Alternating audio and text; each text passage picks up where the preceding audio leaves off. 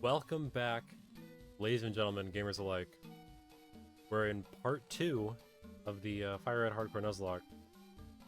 So one thing I remembered that I forgot to do yesterday, last episode, was to add the little sprites in the bottom right. So now you see them. I will not make that mistake again like last time. And our encounters, Weedle. This is quite possibly the worst thing we could have gotten. So I'll talk about the encounters in a sec. First off, turn. Alright, so yesterday again. Last episode, I failed to mention the...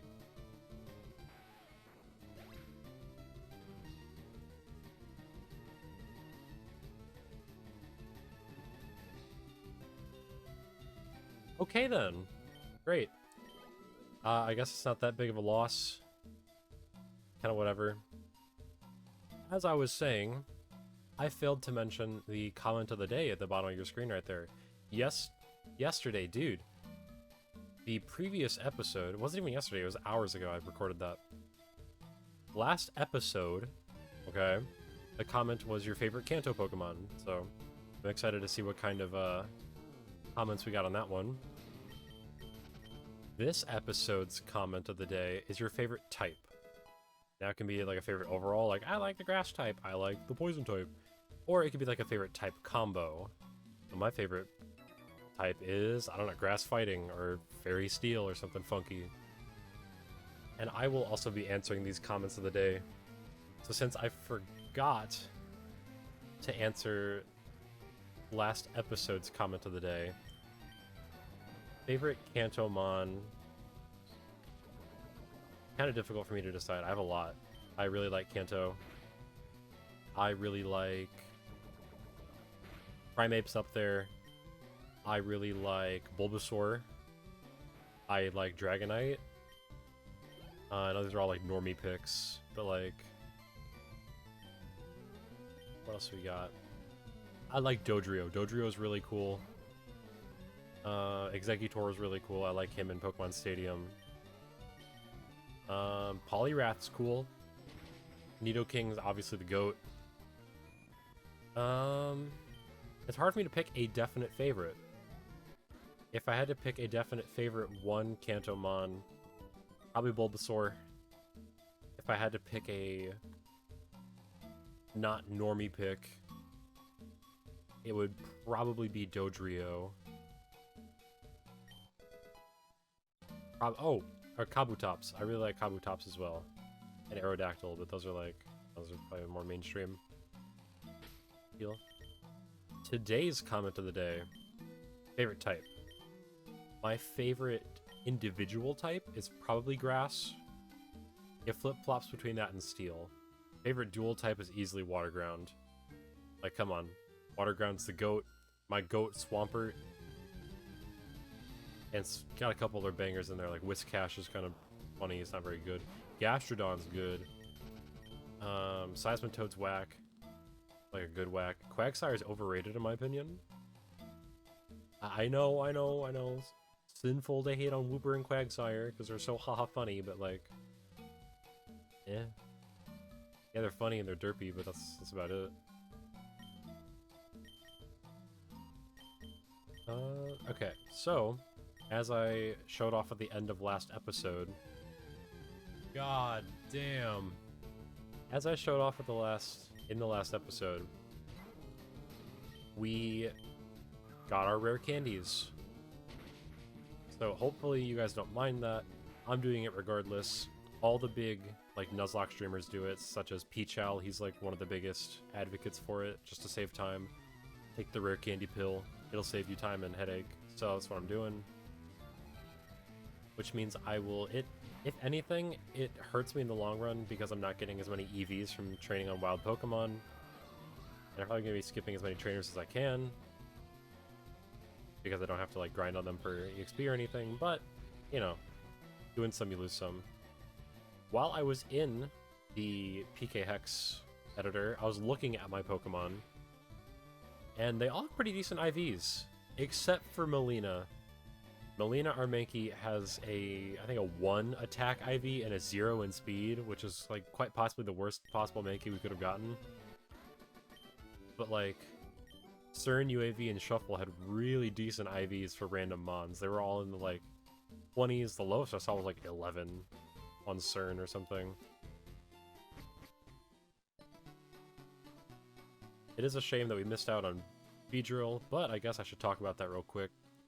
Our Viridian Forest encounters, we had, as we saw, Weedle. Weedle into Beedrill is really disappointing. Weedle is kind of just the early game nuisance that will poison you, and that's about it. Yeah, it's got decent physical attacks. If you have to use something physically in the early game, that's going to be your best bet. Next we have Butterfree and Caterpie and Metapod. Those are really good Pokemon. Butterfree is such a good mon early game because you get all those powder moves, especially Sleep Powder with, I think it gets Compound Eyes. I don't know if that's hidden ability. I'm pretty sure Compound Eyes is just base. 97.5% chance to sleep, I believe. That's so good. That's such a good tool for pivoting, for switching, for getting the upper hand, even just catching Pokemon in general. It's like, hey, I got the advantage now. What else we got? We got Pikachu. Pikachu's like a 5% encounter rate, so you're not getting a Pikachu. If you did, it took a Misty counter. And that's probably about the best I could say about Pikachu. It falls off early. It doesn't have as high a stats, even as a Raichu, as other Pokemon will. It gets decent coverage. Not particularly great coverage. It's mainly just electric moves. It gets Brick Break. Yeah. The best you're gonna get is like Thunderbolt, Quick Attack, Thunder Wave, and Brick Break. Like, you're not getting much out of a Pikachu, I'm gonna be real. I think I forgot to talk about Spearow in the last episode, which is on the same route that you can catch Mankey, which is 22? Yeah, 22. You can get Spearow there. Spearow is the GOAT. The GOAT early game bird. It makes Pidgey look like a joke. It has better physical attack. It gets Peck to use its better physical attack. It evolves later than Pidgeot, but sooner than sooner than Pidgeotto. Later than Pidgeotto, sooner than Pidgeot. A stroke there, my bad. It's just better. It's just better early game. Alright, after defeating that trainer, going back and healing, and reorganizing the team, because I accidentally led UAV into that last trainer, we are here to take on Brock, first gym leader. Now, I'm assuming anybody who's watching this watched the Pokemon anime. Brock is such a good character in the anime. I don't care how much of a Gooner Coomer type he comes off as. He's just a romantic man. Why am I talking about this? But he's so cool. His voice actor is really cool. He's really funny. He voices Seto Kaiba in the Yu-Gi-Oh anime. Absolute GOAT. I love my boy Seto Kaiba. He's got that Gary Oak vibes. But yeah, I'm not even talking about his battle, dude. I just one-shot his Geodude. You lead Bulbasaur in this if you choose him. What? If you picked Bulbasaur as your starter, you just win. Like, Bulbasaur and starter make Brock... Dude, I'm having a stroke. Bulbasaur and Squirtle, okay, make Brock a joke. He just cannot keep up. Can you tackle? Just in case. If you chose Charmander, you're in for a bad time. I don't care if Charmander learns Metal Claw. It's a non-stab attack coming off of his weaker physical attack, I believe. Correct me if I'm wrong. But he has weaker physical, non-stab attack on a very, very, very high defense Pokemon such as Onix. Onix's defense stat is like its only thing going for it. You're better off using Ember, which is stab, plus a chance to burn, plus goes off of his weaker special defense. Or you can, you can just hope you got a Mankey and power through with some kind of low kicks or karate chops or whatever this mon has. Unfortunately, Brock gives us like the most useless TM in the game. I stand corrected. I am so, like, Pokemon Red, Blue, Yellow pilled that I thought he gives you Bide still. And that leads into another correction that I had from the last video, where I think I said that Nidorans were available on Route 22. I don't think they are. I'm pretty sure I said no! Help! I'm being kidnapped! I'm pretty sure they're not available on Route 22, but they're available on this upcoming route. So, if you haven't seen the last episode, and you're somehow watching part 2 of the series and not part 1, I talked about Nidoking and Nidoqueen. Wonderful Pokemon. Seriously hope we get one. Yes! Running shoes, finally, dude. Holy. So I'm going to go ahead and talk about the Mons available on this route. I believe the only new Mons are the Nidos, which I've already talked about in the last episode. Go check that out. And Jigglypuff. So Jigglypuff kind of sucks.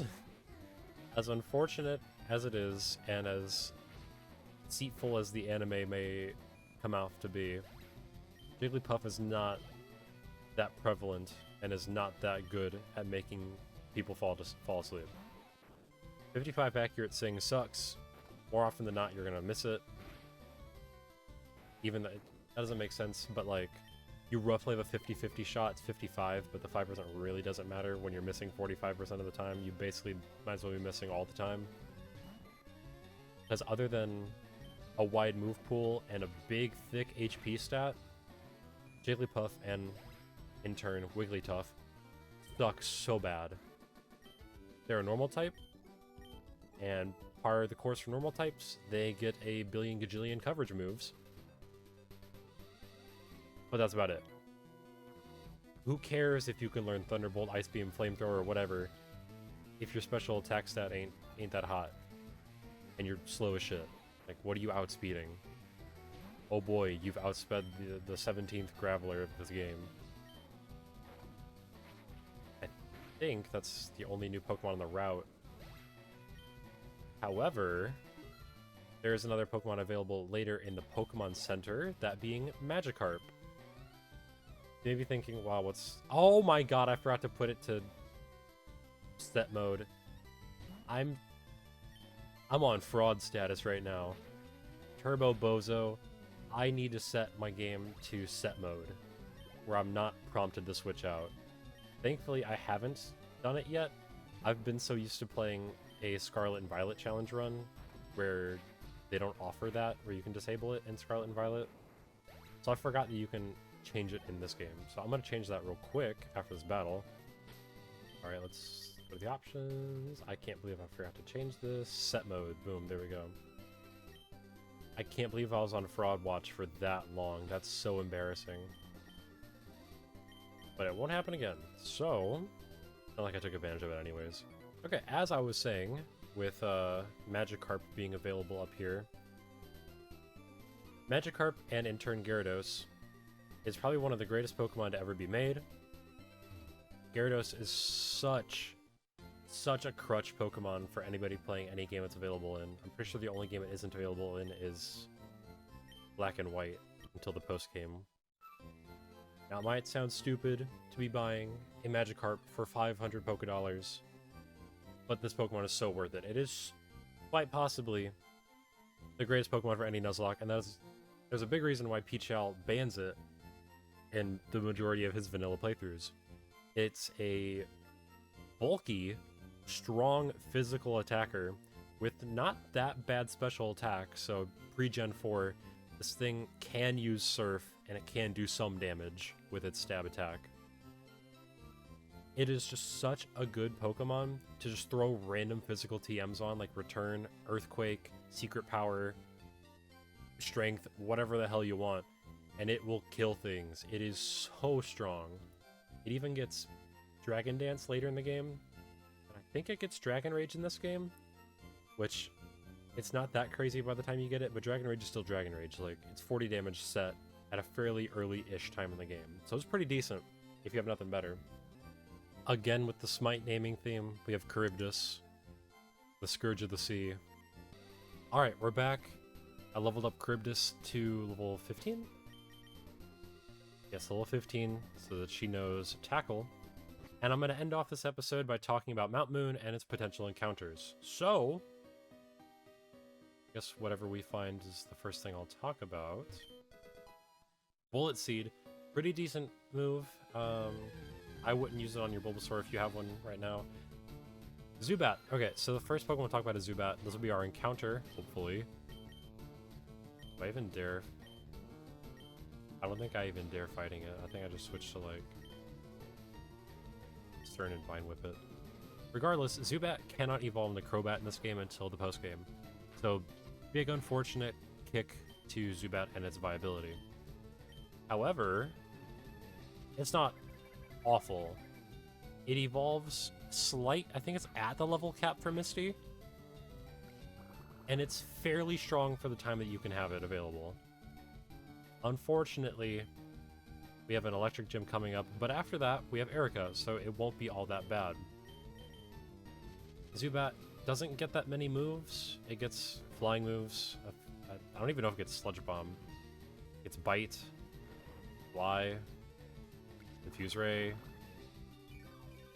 Like, it's an okay mon due to its pretty defensive typing, but it's just not as good as it could be and will be in future games. So, unfortunately, I cannot give Zubat a lot of praise. Next potential encounter, which is the one I was kind of hoping we would get, Geodude. Geodude's really good. Geodude, despite the 4x weakness to both grass and water, Zubat is such... Or not Zubat, Geodude is such a physical tank. It has really good physical attack, really good physical defense. It's on the slower side, and it does like Jack Diddley with special moves, both receiving and dealing. However, Geodude is just so much fun. If you play to its strengths, it will treat you well.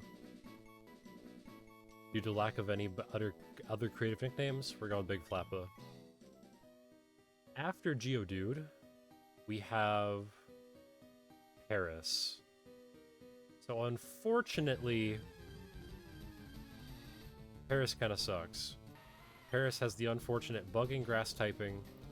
It is a slow physical attacker with not too great of defenses, coupled with a poor defensive type, making it just a sitting duck for any fire or flying type.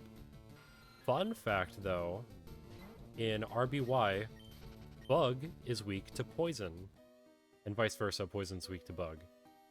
Which makes Paris and Parasect the only two Pokemon to natively have 3 4x weaknesses in any one game, which I think is really cool, as tragic as that is. God damn it. But it gets Spore, but at a really late level, so it's really not worth using for anything ever. Our next Pokemon that we can talk about is gonna be... it's Clefairy. So Clefairy is like Jigglypuff if it was good. They both evolved via Moonstone, which we get in this cave. But Clefable is just infinitely better than anything Wigglytuff will ever aspire to be. Wigglytuff wants to be a health tank, while Clefable is the premier tank. Clefable gets so many good moves, and it has a decent attacking stat, decent special attacking stat to use that wide variety of moves. So if you're looking for a normal type that evolves via Moonstone, and is pretty decent at being tanky, and is a globular pink thing, go for Clefable. It is so good. It cannot treat you bad. Especially in later games when it gains the fairy typing and just kind of upgraded moveset in general. Clefairy and Clefable are so good. So good.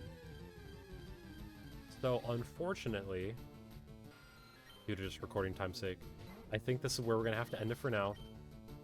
In the next episode, I plan to take out probably just the route north of Cerulean. Maybe defeat Misty, depending on how fast we do with that. So, that's where I'm going to end it today. Thank you very much for watching and sticking with this. Don't forget to answer the comment of the day. Comment down your favorite type. Maybe we'll shout some of this out in a future video. But for now, thank you guys for watching. Stay tuned for more. Peace out.